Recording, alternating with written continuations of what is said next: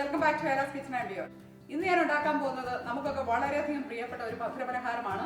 മറ്റൊന്നുമല്ല, കോഴിക്കോട്ടയാണ് ഉണ്ടാക്കുന്നത്. നമ്മളൊക്കെ ചെറുപ്പത്തിൽ ഒത്തിരി കോഴിക്കോട്ട കഴിച്ചിട്ടുണ്ടല്ലോ അല്ലേ?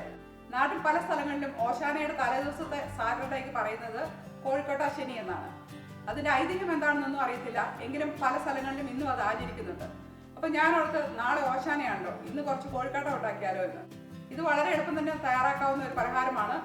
ഇത് ശർക്കരയോ അല്ലെങ്കിൽ പഞ്ചസാരയോ അകത്ത് വെച്ച് ഉണ്ടാക്കാം. ഞാനിന്ന് ഉണ്ടാക്കാൻ പോകുന്നത് ശർക്കര വെച്ച് എങ്ങനെയാണ് കോഴിക്കോട്ട ഉണ്ടാക്കുന്നതെന്നാണ്.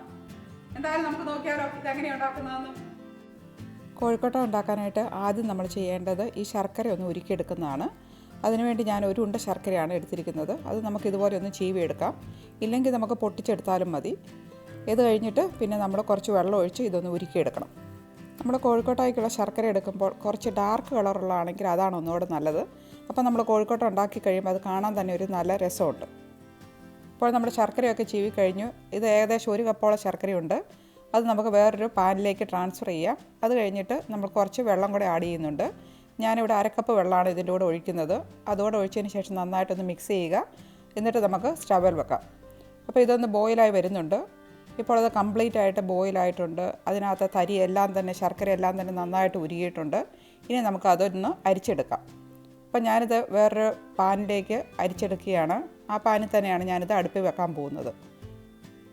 അങ്ങനെ നമ്മുടെ ശർക്കര പാനി റെഡി ആയിട്ടുണ്ട്. അതിനകത്തേക്ക് 1 കപ്പ് തേങ്ങ ചിരവിയത് ആഡ് ചെയ്യുകയാണ്. അതോടെ ഇട്ടതിന് ശേഷം നന്നായിട്ടൊന്ന് മിക്സ് ചെയ്തെടുക്കണം. അപ്പോൾ അതിനകത്ത് ഈ തേങ്ങയ്ക്കകത്ത് വെള്ളത്തിൻ്റെ അംശമൊക്കെ ഒന്ന് മാറണം. അതുവരെ നമുക്കിതൊന്ന് ശർക്കര പാനിക്കകത്തിട്ടൊന്ന് വിളയിച്ചെടുക്കണം. ഇപ്പോൾ നമുക്ക് കാണാമല്ലോ, അതിനകത്ത് അതിൻ്റെ വെള്ളത്തിൻ്റെ അംശമുണ്ട്. അതൊക്കെ ഒന്ന് മാറുന്നവരെ നമുക്കൊന്ന് വെയിറ്റ് ചെയ്യാം. ഇതിൻ്റെ കൂടെ ഞാനിപ്പോൾ കുറച്ച് നെയ്യൂടെ ആഡ് ചെയ്യുകയാണ്. ഇത് 1 ടീസ്പൂൺ നെയ്യാണ് ഞാൻ ആഡ് ചെയ്യുന്നത്. ഇല്ലെങ്കിൽ നമുക്ക് ബട്ടറോ അല്ലെങ്കിൽ കുറച്ച് ഓയിലോ ആഡ് ചെയ്യാം. പക്ഷേ നെയ്യ് ആഡ് ചെയ്യുന്നതാണ് ഒന്നുകൂടെ നന്നായിട്ടുള്ളത്. അതിൻ്റെ കൂടെ തന്നെ 1 ടീസ്പൂൺ ജീരകത്തിൻ്റെ പൊടിയും 1 ടീസ്പൂൺ ഏലക്ക പൊടിച്ചതും കൂടെ ഞാൻ ആഡ് ചെയ്യുകയാണ്. ഇതുകൂടെ ഇട്ടതിന് ശേഷം നമുക്ക് നന്നായിട്ടൊന്ന് മിക്സ് ചെയ്ത് കൊടുക്കാം. അപ്പോൾ അതിൻ്റെ നല്ല ഫ്ലേവറൊക്കെ വരുമല്ലോ, അതാകുമ്പോൾ നല്ലതാണ്. അപ്പോൾ ഏലക്കായുടെയും ജീരകത്തിൻ്റെയും ഒക്കെ അളവ് നിങ്ങൾക്ക് ഇഷ്ടമുള്ള പോലെ ആഡ് ചെയ്യാം. അത് കൂടുതൽ സ്പൈസ് നമുക്ക് ഇഷ്ടമുള്ളവരാണെങ്കിൽ അത്രയും നമുക്ക് ആഡ് ചെയ്യാം. ഇപ്പോൾ നമ്മുടെ മിക്സെല്ലാം റെഡി ആയിട്ടുണ്ട്. ഞാനത് വേറൊരു പാത്രത്തിലേക്ക് ട്രാൻസ്ഫർ ചെയ്തിട്ടുണ്ട്. അതൊന്ന് ആറിക്കഴിഞ്ഞാണ് നമ്മളിനി കോഴിക്കോട്ട ഉണ്ടാക്കാൻ പോകുന്നത്. ഇനി നമുക്ക് മാവൊന്ന് കുഴച്ചെടുക്കണം. അതിനുള്ള അരിപ്പൊടി ഞാൻ എടുത്തു വെച്ചിട്ടുണ്ട്. പിന്നെ നമുക്ക് വെള്ളം കുറച്ച് തിളപ്പിച്ചെടുക്കണം. അപ്പോൾ ഒരു 2 കപ്പോളം വെള്ളം ഞാൻ അടുപ്പിൽ വെച്ചിട്ടുണ്ട്. അതിൻ്റെ കൂട്ടത്തിൽ 1 ടീസ്പൂൺ ഉപ്പോടെ ആഡ് ചെയ്തു. ഇപ്പോൾ വെള്ളം നന്നായിട്ട് തിളച്ച് വന്നിട്ടുണ്ട്. ഇപ്പം കോഴിക്കോട്ട ഉണ്ടാക്കുമ്പോൾ നമ്മൾ നല്ല വെട്ടി തിളയ്ക്കുന്ന വെള്ളം ഉപയോഗിക്കണം, ഇല്ലെങ്കിൽ അത് അത്ര ശരിയാകത്തില്ല, സോഫ്റ്റ് ആകത്തില്ല. അപ്പോൾ ഞാൻ സാധാരണ ഉപയോഗിക്കുന്നത് അപ്പം, ഇടിയപ്പത്തിന്, പത്തിരി ഇങ്ങനത്തെ ഈ വറുത്ത പൊടിയാണ് ഞാനിവിടെ ഉപയോഗിക്കുന്നത്. ഇത് 1 കപ്പ് പൊടിയാണ് ഞാനിവിടെ ഉപയോഗിക്കുന്നത്. അപ്പോൾ അതിനകത്തേക്ക് നമുക്ക് തിളച്ച വെള്ളം അങ്ങ് ഒഴിച്ചു കൊടുക്കാം. അതിനുശേഷം അത് നന്നായിട്ട് ഒരു സ്പൂൺ കൊണ്ട് മിക്സ് ചെയ്ത് കൊടുക്കാം. അപ്പോൾ വെള്ളം ഒഴിക്കുമ്പോൾ കുറേശ്ശേ വെള്ളമേ നമ്മൾ ഒഴിക്കാവുള്ളൂ, എല്ലാം കൂടെ ഒന്നിച്ചൊഴിക്കരുത്. അപ്പം കുറച്ചൊഴിച്ചിട്ട് മിക്സ് ചെയ്ത് നോക്കണം, അത് വെള്ളം ശരിയായിട്ടുണ്ടോ എന്നൊക്കെ ഒന്ന് നോക്കണം. അത് കഴിഞ്ഞാണ് കൂടുതൽ നമ്മൾ ആഡ് ചെയ്യുന്നത്.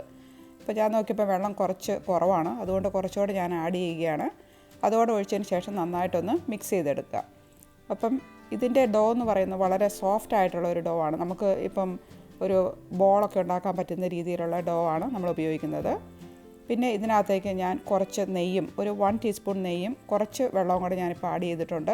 അതോടെ ആഡ് ചെയ്തതിന് ശേഷം നന്നായിട്ടൊന്ന് മിക്സ് ചെയ്തെടുക്കുക. അപ്പോൾ സ്പൂൺ കൊണ്ട് ഇങ്ങനെ മിക്സ് ചെയ്തിട്ട് കുറച്ച് ആറി കഴിയുമ്പോൾ നമുക്ക് കൈകൊണ്ട് നന്നായിട്ട് അതൊന്ന് മിക്സ് ചെയ്തെടുക്കാം. ഇപ്പോൾ നമ്മുടെ മാവും പിന്നെ അതിൻ്റെ ഫില്ലിങ്ങും റെഡി ആയിട്ടുണ്ട്. ഇനി നമുക്ക് ചെറിയൊരു ബോൾ, ഒരു നാരങ്ങയുടെ സൈസിലുള്ള ഒരു ബോൾ നമുക്ക് ഇതിനകത്ത് നിന്ന് എടുക്കാം. അതിനുശേഷം നമുക്ക് നമ്മുടെ കയ്യിൽ വെച്ച് അത് നന്നായിട്ടൊന്ന് പരത്തി കൊടുക്കണം.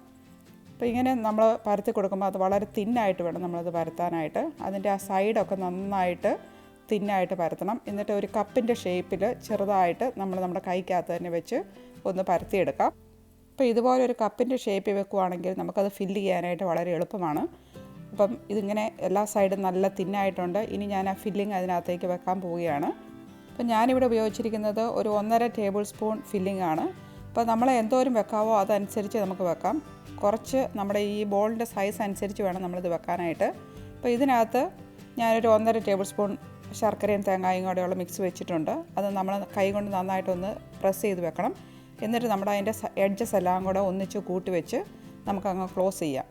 അപ്പം എല്ലാ സൈഡും നന്നായിട്ട് സ്റ്റിക്ക് ചെയ്യണം, അല്ലെങ്കിൽ അത് നമ്മളിത് വേവുമ്പോൾ അതിനകത്തുനിന്ന് ഇതിൻ്റെ ഈ വെള്ളം ഇറങ്ങി വരും. അതുകൊണ്ടാണ് നമ്മൾ നന്നായിട്ട് എല്ലാ സൈഡും സീൽ ചെയ്യണം.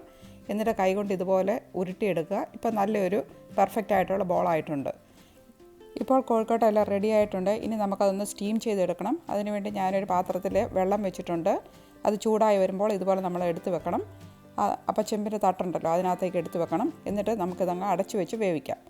ഒരു 25 മിനിറ്റ് കഴിഞ്ഞപ്പോൾ ഞാനിതൊന്ന് തുറന്നു നോക്കി. അപ്പോൾ നമ്മുടെ കോഴിക്കോട്ട എല്ലാം നല്ല ഭംഗിയായി വെന്തിട്ടുണ്ട്. എല്ലാം നല്ല പെർഫെക്റ്റ് ആയിട്ട് ഇരിപ്പുണ്ട്. ഒന്നും തന്നെ ലീക്ക് ചെയ്തിട്ടില്ല. ഇനി നമുക്കതൊന്ന് ട്രാൻസ്ഫർ ചെയ്യാം ഒരു സെർവിങ് ഡിഷിനകത്തേക്ക്. അപ്പോൾ ഞാൻ ഒരെണ്ണം എടുത്തൊന്ന് കട്ട് ചെയ്ത് നോക്കുകയാണ്. ഇതിൻ്റെ അകം എങ്ങനെയുണ്ടെന്നൊന്ന് കാണണമല്ലോ. അപ്പോൾ ഇതൊന്ന് കട്ട് ചെയ്തെടുക്കാം. കണ്ടോ, നല്ല ഒരു രസമുണ്ടല്ലോ കാണാനായിട്ട്. അപ്പോൾ നമ്മുടെ ട്രഡീഷണൽ ആയിട്ടുള്ള കോഴിക്കോട്ട ഇവിടെ റെഡി ആയിട്ടുണ്ട്. എല്ലാം നല്ല പെർഫെക്റ്റായി വന്നിട്ടുണ്ട്. അപ്പോൾ എല്ലാവരും ഇതൊന്ന് ഉണ്ടാക്കി നോക്കുക. നിങ്ങൾക്ക് എല്ലാവർക്കും തീർച്ചയായിട്ടും ഇഷ്ടപ്പെടും. ഇത് കണ്ടിട്ട് നിങ്ങൾക്ക് ഇപ്പം തന്നെ ഒരു കോഴിക്കോട്ട കഴിക്കണമെന്ന് തോന്നുന്നില്ലേ? അതുകൊണ്ട് ഒട്ടും താമസിക്കേണ്ട, പെട്ടെന്ന് തന്നെ കുറച്ച് പൊടിയെടുക്കുക, ഉണ്ടാക്കുക, കഴിക്കുക കേട്ടോ. നിങ്ങളെല്ലാവരും കണ്ടല്ലോ അല്ലേ എങ്ങനെയാണ് കോഴിക്കോട്ട ഉണ്ടാക്കുന്നതെന്ന്. നമ്മൾ ഏത് പുതിയ പലഹാരങ്ങൾ കഴിച്ചാലും നമ്മൾ പണ്ട് കഴിച്ചുകൊണ്ടിരുന്ന നമ്മുടെ കോഴിക്കോട്ട കഴിക്കുമ്പോൾ ഒരു പ്രത്യേക സന്തോഷമാണ് അല്ലേ. ഇവിടെ എൻ്റെ 3 മക്കൾക്ക് ഒരുപോലെ ഇഷ്ടമുള്ള ഒരു പലഹാരമാണത്. ഞാൻ ഇടയ്ക്കൊക്കെ അവർക്ക് ഉണ്ടാക്കി കൊടുക്കാറുണ്ട്. നിങ്ങളും അത് ചെയ്യുക, നിങ്ങളുടെ മക്കൾക്ക് ഉണ്ടാക്കി കൊടുക്കുക. അവർക്ക് തീർച്ചയായിട്ടും അത് ഇഷ്ടപ്പെടും. നിങ്ങൾക്ക് എൻ്റെ ഈ ചാനൽ ഇഷ്ടപ്പെടുന്നുണ്ടെങ്കിൽ നിങ്ങൾ സബ്സ്ക്രൈബ് ചെയ്യുക. അപ്പോൾ അടുത്ത ആഴ്ച നമുക്ക് വീണ്ടും കാണാം. Stay tune.